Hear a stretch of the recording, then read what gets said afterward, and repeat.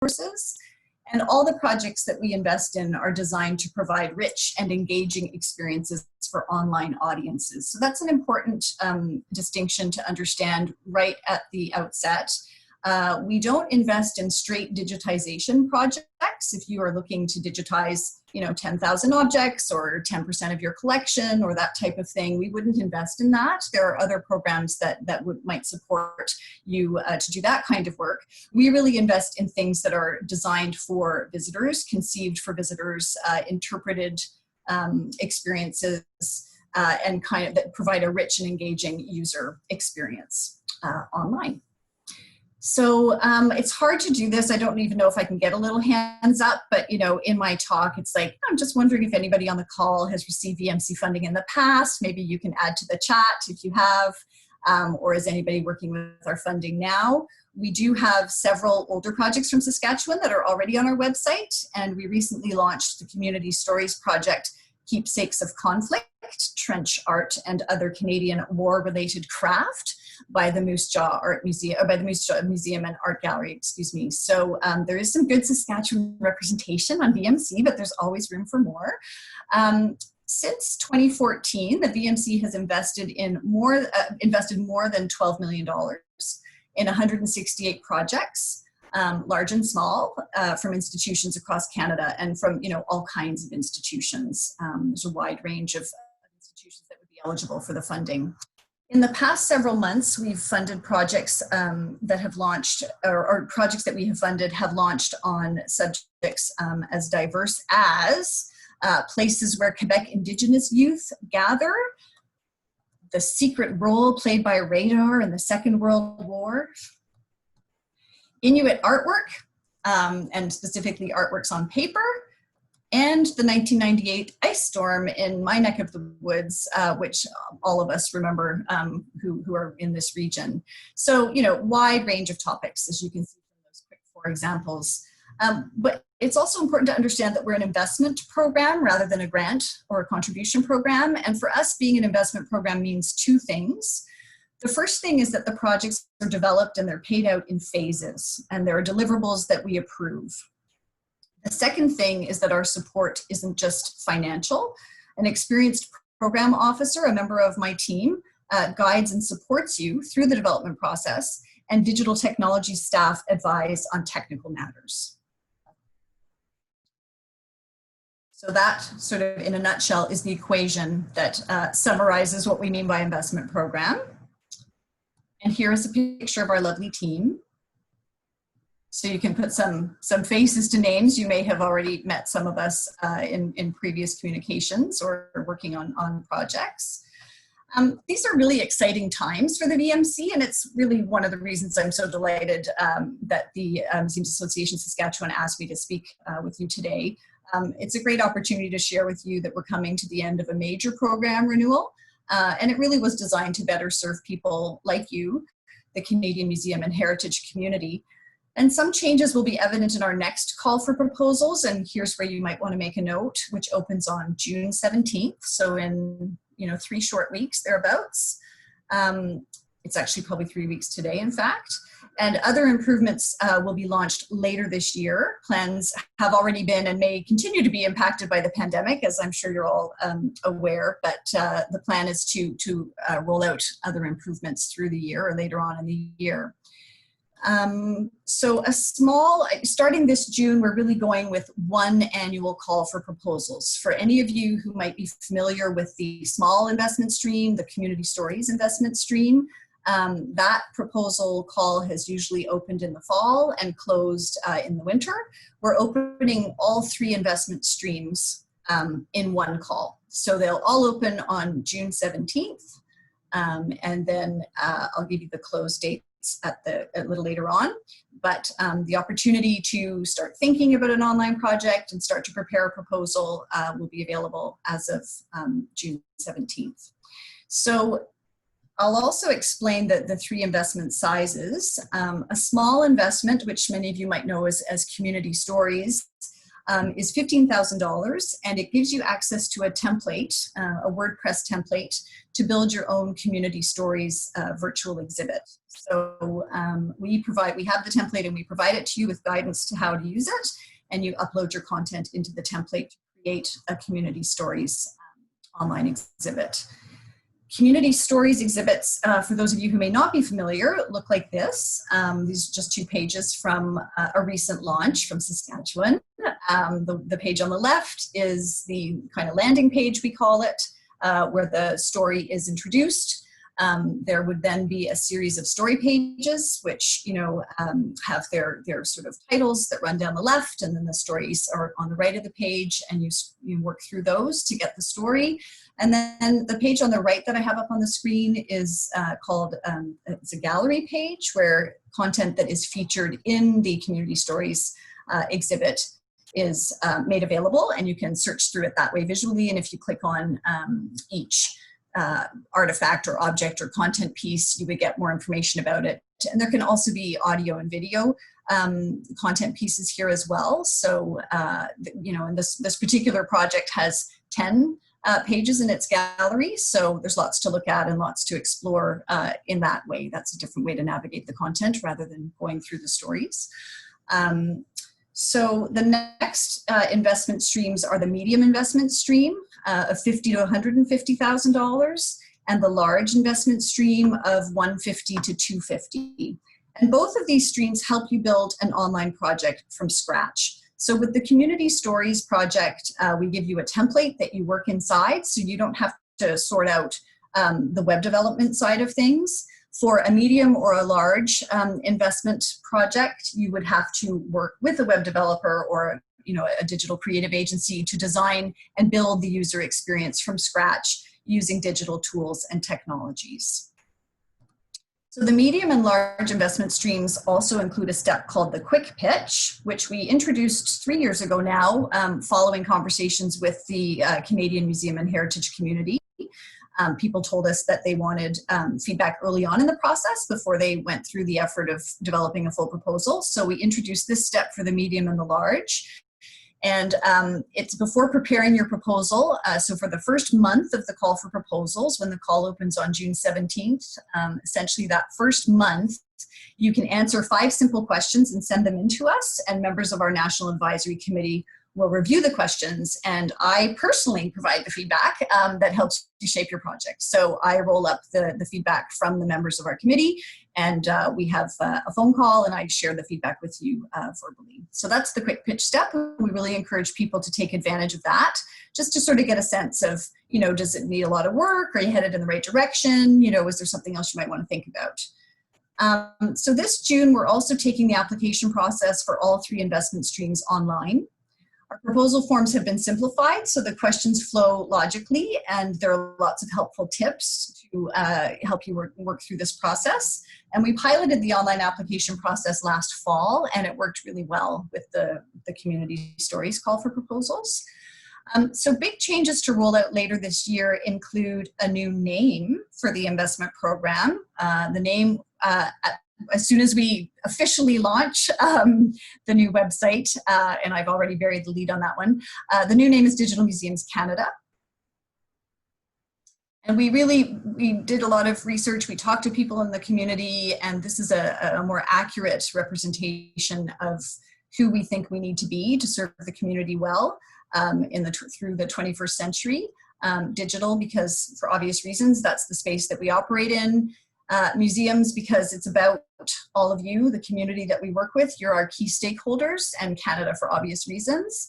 The old name, Virtual Museum of Canada, suggested a singular destination that we were trying to drive people to, and this is much more, I think, accurate in terms of being an investment program that serves the community in doing digital work. So we also have a new mission statement to support that.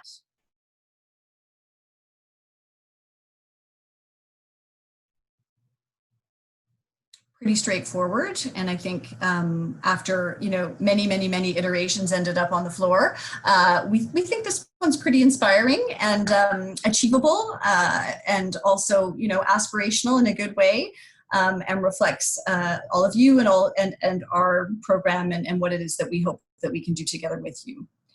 So there will also be new branding to go along with the new name, and there will be a brand new website. And the website will contain information about the investment streams, obviously, and how to apply. There will be projects that we have funded for you to explore for inspiration and information. There will be an archive for the community stories projects. There will be resources for doing online projects. We'll have a glossary of terms too, so you can sort out what we mean when we use a certain term, and a list of frequently asked questions to maybe help you answer some of your early questions and keep rolling. So do stay tuned for all of that. That's just a brief overview of what we are and where we're going, and should give you an idea of the new sort of direction that we're headed in.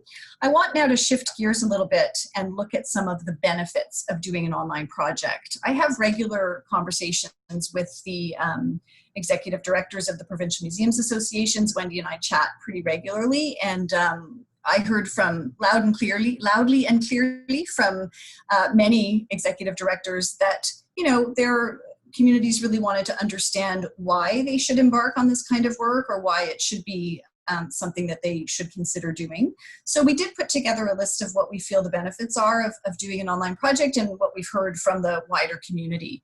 And I'll illustrate this list with some projects that have received our funding.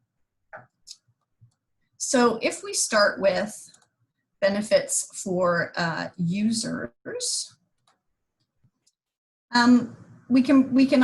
actually, I'll just back up one slide. We think it's useful also to separate the benefits into two categories. Benefits for users, so the people who are the online projects are intended for as the ultimate users, but also for the organizations who do the projects. So we'll start with benefits for users. In terms of user benefits, an online project can allow users to experience diverse stories and unique digital experiences. This will not come as a surprise to you, but it deserves saying. And I'll give an example for each of them, just so you can see how we apply these different benefits, or how we find them in the projects that we fund. So this is a virtual exhibit called Hanging Out by a group in Quebec called La Boîte Rouge Vif, and they worked with Indigenous youth from 5 Quebec communities, and they used 360-degree video to invite visitors into significant life moments and cultural activities in the youth's lives. So this would be one of the, I think this is a large stream project, but you can see how it brings these stories and these experiences to the users in a really sort of meaningful, direct way. And I didn't want to fiddle with the technology, because that can be, problematic. But if you do go to the links that Emily shared at the beginning, that Em shared at the beginning of the call, you can visit all these projects, at your leisure, and activate them and see how this animates. This actually allows you to scroll in 360 degrees using your cursor or your mouse. And I should mention too that the projects have to meet pretty strict accessibility requirements. So that's baked in to these types of projects. This one was filmed with 6 GoPro spherical cameras. And it also was filmed with 3D audio. So it's very immersive. When you have headphones on, or when you're playing it out loud, the sound, headphones especially, the sound just sort of washes around you. It's really great. And users can navigate and explore these special places and events at their leisure. So the next one is providing access to rich material. And the example here is called Narrative Threads, Crafting the Canadian Quilt, which is a project by the Textile Museum of Canada. And it presents a diverse array of handicrafts and folk art. And the stories that accompany the objects reflect the role of the objects in shaping Canada. The page I have up on the screen was very deliberately chosen. It shows artifacts from Western Canada, curated by the Textile Museum, alongside artifacts that have been sent in by the public from that region. And you can notice the Doukhobor Wedding Ensemble in the middle, which is from a village near present-day Blaine Lake, Saskatchewan. So shout out to Blaine Lake if there's anybody on the call from there. Another benefit from an online project is that users can fill a knowledge gap. And the example here is called Land of Thundering Snow. It's by the Revelstoke Museum and Archives. It's got a wealth of information about snow avalanches and their impact on people and nature in Canada. It's an incredibly information-rich resource. There's a call to action for people to do research and to help build the archive of information. There are, videos, there are tips to stay safe. It shows people, doing rescues. It's a really, really rich site with a ton of important information that, visitors can use. I learned a lot when I was on this site. Obviously, enjoyment and inspiration come with a lot of these projects. This is a project called Images on Stone, which is a virtual exhibition on rock art in Canada. It was produced by the Musée de la Civilisation in Quebec City.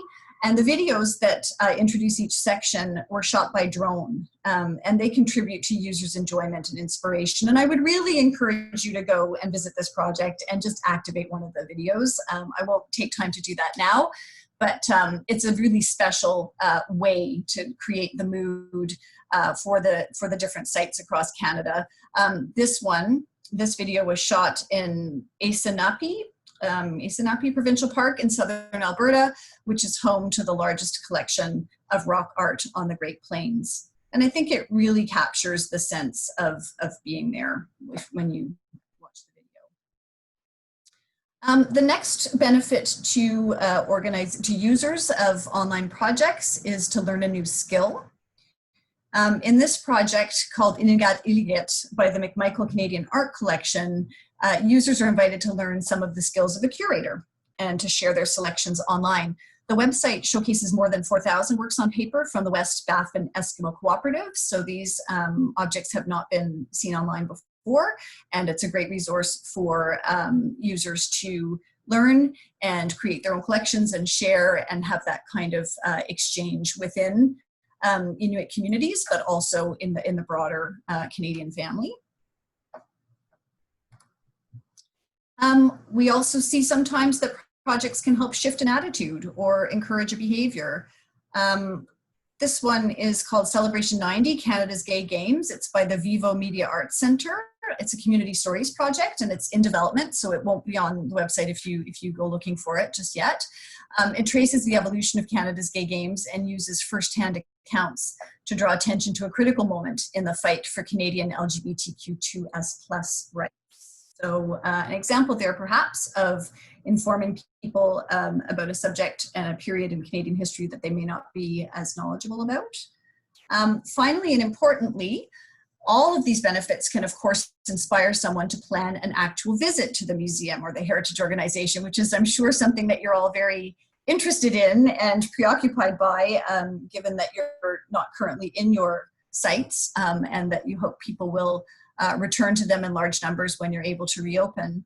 So that idea of inspiring a visit is baked into some of our projects. And here's a quote from a museum in Quebec who did a community stories project with us, and they sent this nice little quote.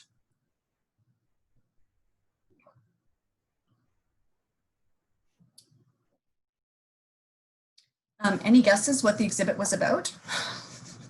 Eel fishing, very specific. But people discovered this project online and did make their way to the museum, which is, quite a small one.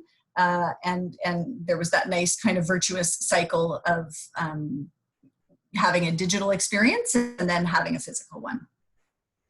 So let's move on to benefits for organizations. So benefits for you guys, museums and heritage organizations, of doing an online project. Organizations can, of course, obviously, create dynamic user experiences. This example is a virtual tour of the Potlatch Gallery by the Umista Cultural Society in BC, and lets you explore the gallery spaces and zoom in on key objects. This would be another one that I would really encourage you to go and visit. The title is in the upper left of the slide, and you would go to the virtual tour in the navigation at the top of the project. And you can literally walk the gallery. You see on the left there a map of the gallery spaces, numbered 1 through 6, and the red zone tells you which part of the gallery that you're in. And you can click on objects and zoom in on them. You can rotate them in 360 degrees. You can essentially go right into the open jaws of one of these beautiful masks and see how they're built. And there's support audio and video. There's all kinds of stuff. that enhances the experience. So that is, a really excellent example of a virtual tour that lives online. Online projects also let organizations do things that you can't do in the physical world. So maybe you want to show 600 canoes, but there are very few museums in Canada that would have the floor space to be able to do that. Maybe you want to show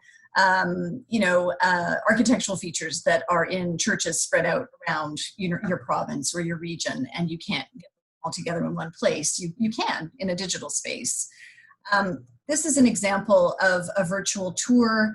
It's by the monastery of it's by the Pôle Culturel du Monastère. It's a virtual tour of a monastery of Ursuline nuns in Quebec. And it literally gives you access to a place that you wouldn't otherwise have been able to visit, which is in this case, the private house of nuns. The project has taken on new importance since it was launched because the monastery has now closed and the nuns have left. So this is a record of the monastery rendered. It's not a video. It's been rendered in more of a gaming platform, and you can take a tour of these spaces, and there's audio. You can hear the nuns singing and praying and doors opening, and it's very immersive and evocative. So in a very real sense, this tour preserves and presents this special building as well as its contents and its stories. So organizations can also share collections and stories more widely through an online project than they might be able to do in their own spaces. This project is quite a recent launch. It's by the Admiralty House Communications Museum in Mount Pearl, Newfoundland. And it tells the story of a 1918 shipwreck where 93 souls were lost.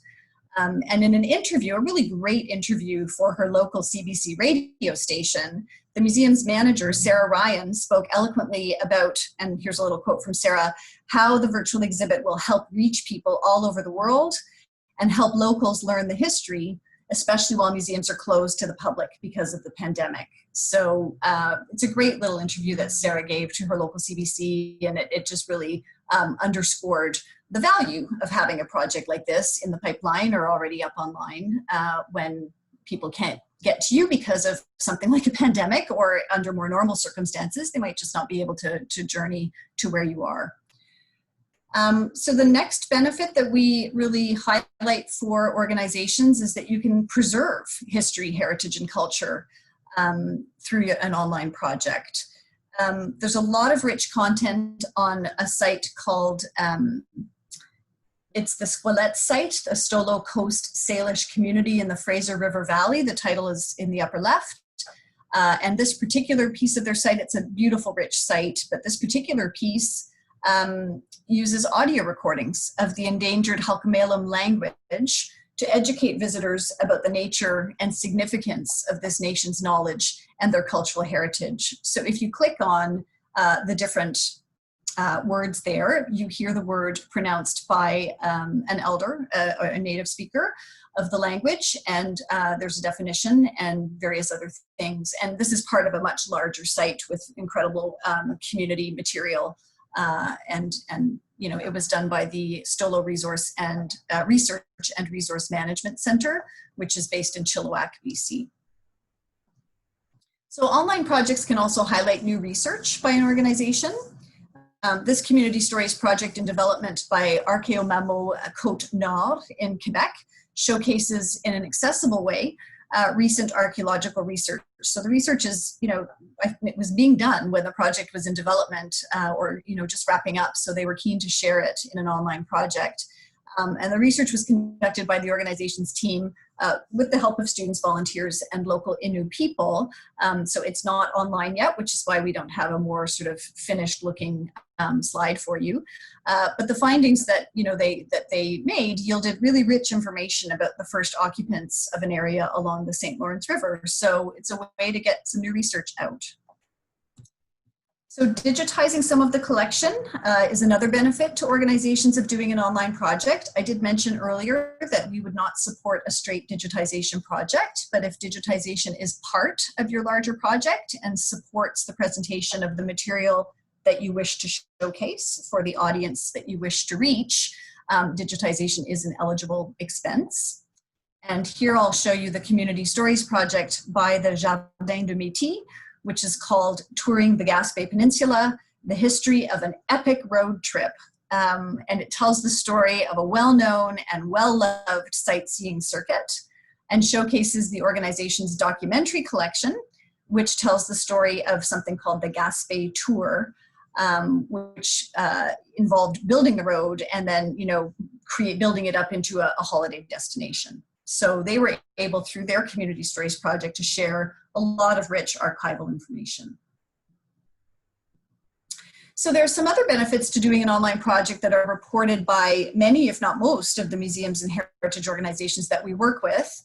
We often hear about improvements in the digital or museological or storytelling skills of staff and volunteers. And here's a quote from Laurie Downsey of the Central Okanagan Heritage Society.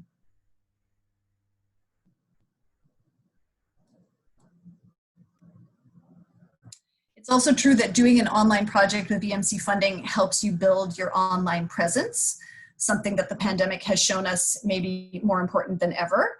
And here's a quote from Lindsay at the Agassiz Harrison Museum about building your online presence.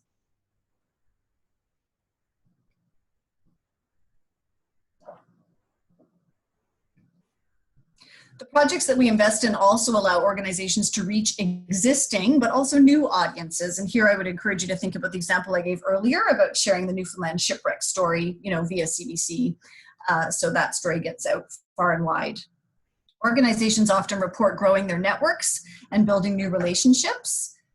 A recent project from the Association des Pourvoiries de la Mauricie, which is like a provisioning group, about the evolution of fishing in the region. This particular project benefited from the collaboration of the Council of the Atikamekw Nation, and there are plans to translate this exhibit into a third language. So everything that we invest in has to be bilingual, English and French, but this particular group would like to translate the project into the local First Nation language of Atikamekw.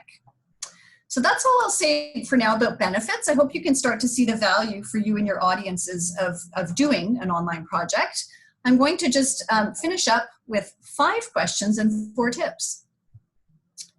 And these hopefully will help you start thinking about doing an online project, and the questions will, and the tips maybe will, help you, navigate some of the application steps for the Virtual Museum of Canada Investment Program. So if we start with the questions, they do seem very simple. They're deceptively simple, but we find that they can trigger a lot of thinking and discussion. So the first question is, what is your project about? This is when you identify the subject of your project and what you want to say about it.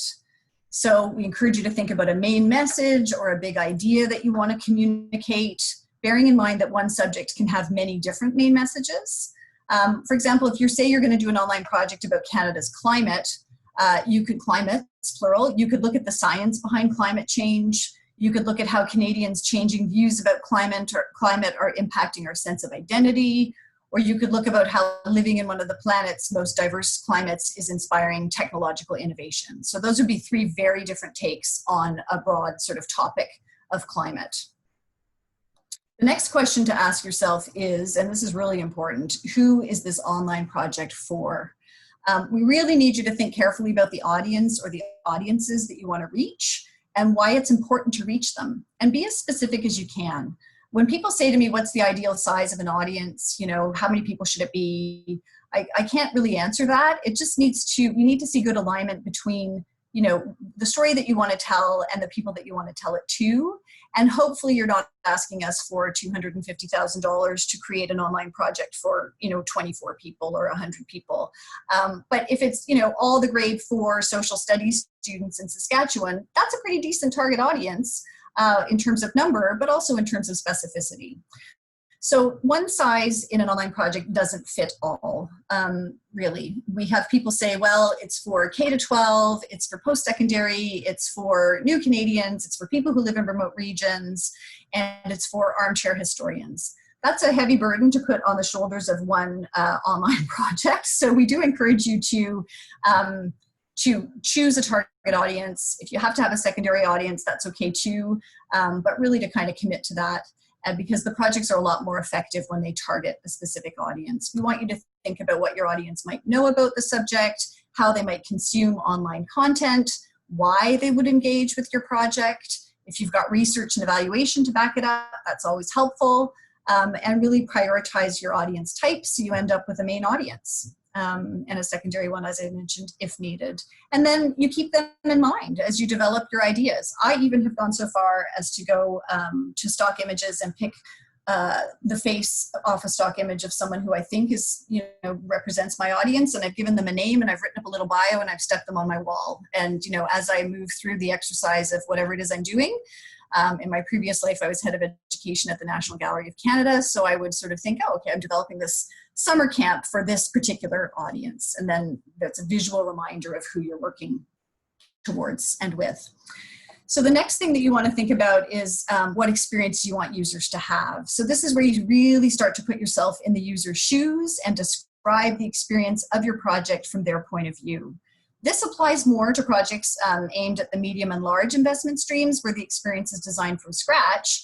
But projects in the small community story stream also need to think about how they'll engage users through things like storytelling choice, like what's your storytelling voice, what's your storytelling style, what kind of content are you going to use, and how are you going to lay out the page.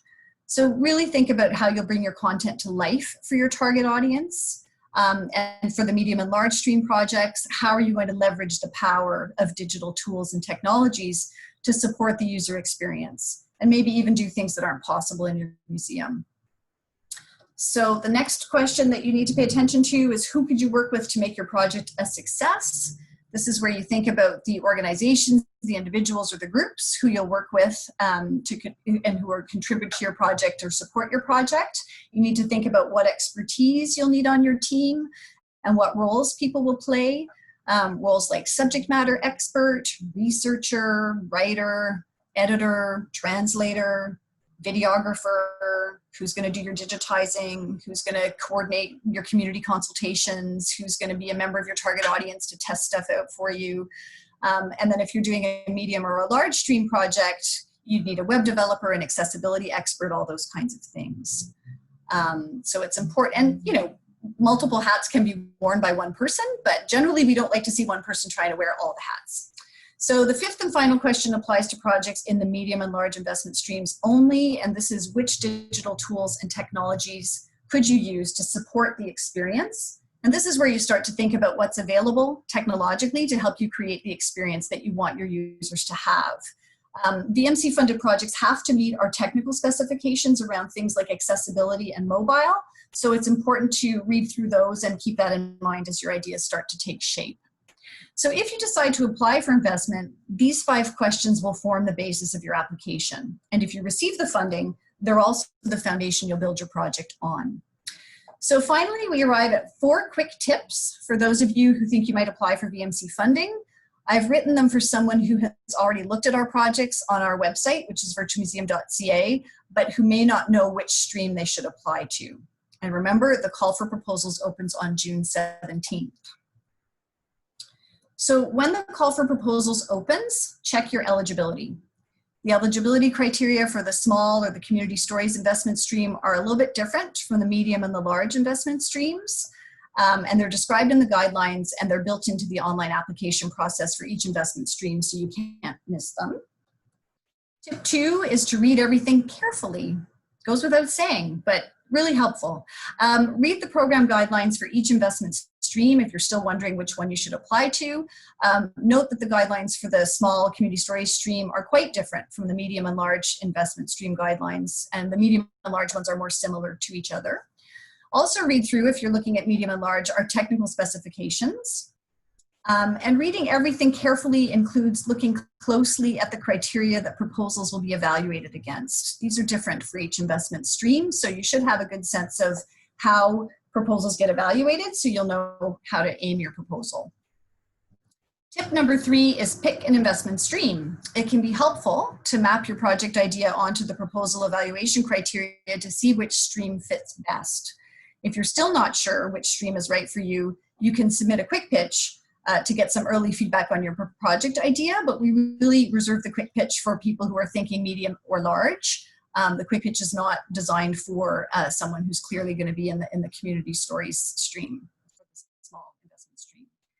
And the fourth and final tip is to start developing your proposal. You'll need to consider your target audience. You'll need to consult your team. You'll need to review the program documents throughout this process. But, get started early. Don't leave it till the last minute. And, don't attempt to sort of fill out the entire online application process sort of 2 days before it's due. You can get in there and create an account and keep working on the proposal and save your work and revisit it as many times as you like. And then a bonus tip, always contact us if you have a question, because we are here to help. So I hope this has given you an idea of what the Virtual Museum of Canada Investment Program is all about.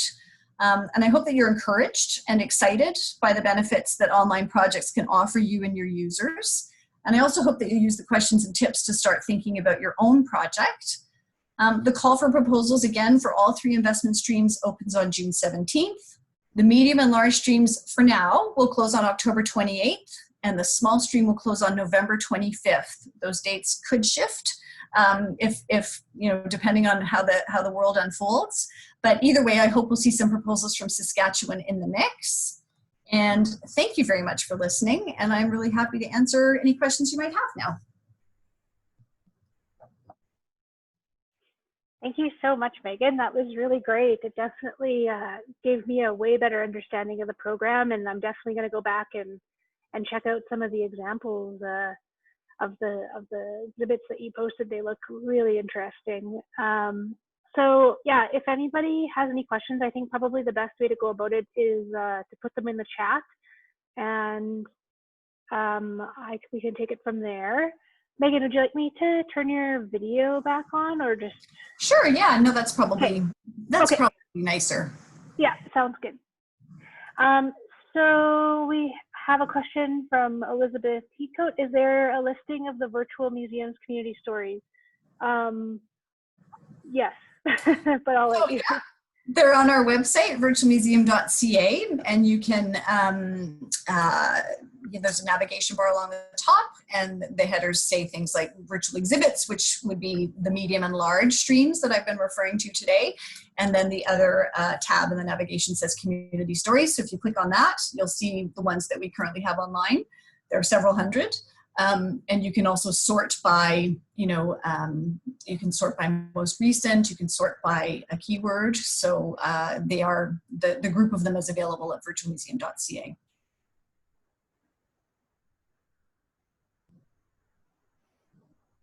Any more questions from anybody out there? I do know that if you go on to that website, you can be sucked in for a long time.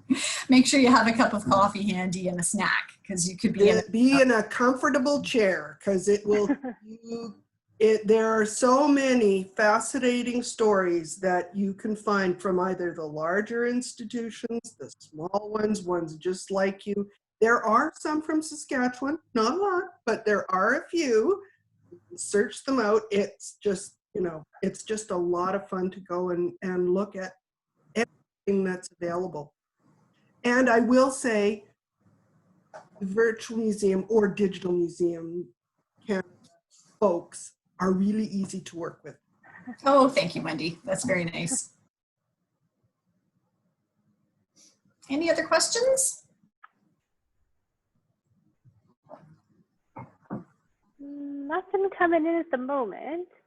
An interesting comment from Lana at the Man Art Gallery in Prince Albert. She just said that they did a VMC project over 10 years ago, and she just saw it yesterday for the first time, and it's a bit dated. And that I have heard that before. So, maybe it's time to submit another proposal. The community stories template has also changed. There's a new template that we introduced a couple of years ago. So ones that are in the older template, will look quite different from the newer template. As the web evolves, so do some of our tools. And in fact, we'll be refreshing that again in the next little, in the coming years. So it's an ever-changing kind of process, digital. That's for sure. Yeah, just few comments about some of the Saskatchewan projects. So yeah, definitely Moose Jaw Museum and Art Gallery has 5 different ones, and they've found them really useful over the last couple of months to promote. And the WDM they contributed to the Narrative Threads project with the Canadian Textiles Museum. So good. Yeah. Well, and I will say too, for people that it's a competitive process. We receive more proposals every year than we are able to fund. So there is, a formal evaluation process that the proposals go through, and feedback can be given after that process if people request it. There's a minimum score that we need proposals to attain to be considered for funding, and we have $2.2 million annually to invest. Spread across the 3 streams. So that's how that works. Awesome. Well, I don't see a lot of other questions. Oh, here we do have a question. Are the individual museums allowed to have the end product on their site as well, or are they all housed on the WMC site? So that's a great question. Thank you very much for asking that.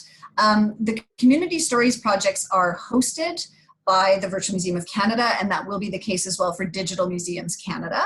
The medium and large the projects that are funded through the medium and large investment streams are hosted by the organizations who developed them.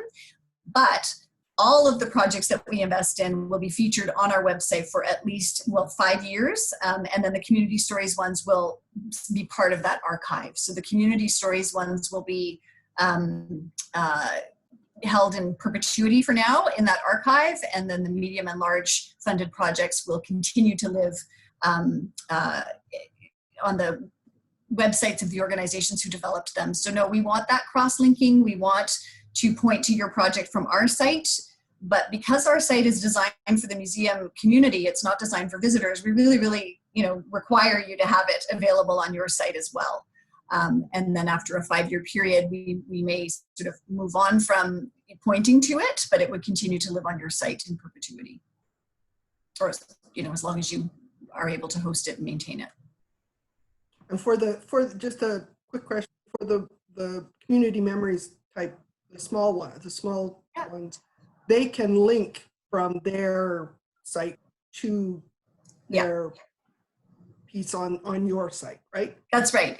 All the projects that we invest in should appear on the organization's own site. The Community Stories ones stay on our site. We host them, so they stay there in perpetuity, but you can link to them from your site. And the medium and the larges are hosted, externally to our program, but featured on our site for 5 years. Awesome. Thank you. Thank you very much, Megan. That was great. And if folks have any questions, I'd encourage you to go check out the site and get in contact prior to the call, when the call for applications opens up. So I did just have a message from Catherine Folstead from South Culture, and she would like to give the group a quick update on the museum grant program. So Catherine, I will turn it over to you for that. Hi everyone. It's nice to see so many faces. I just wanted to give you guys a quick update on the MGP grant for year 2, because a lot of people have been submitting reports. We got about 85 reports in all around the same time, so we've gone through more than half of them. I have, and we're getting checks out to you. So we did a big check run a couple weeks ago, another one today, and then we're going to do another one in 2 weeks to get all of these grants out. So you should have received your grant. You might be receiving it next week, or in a couple weeks you'll have your check.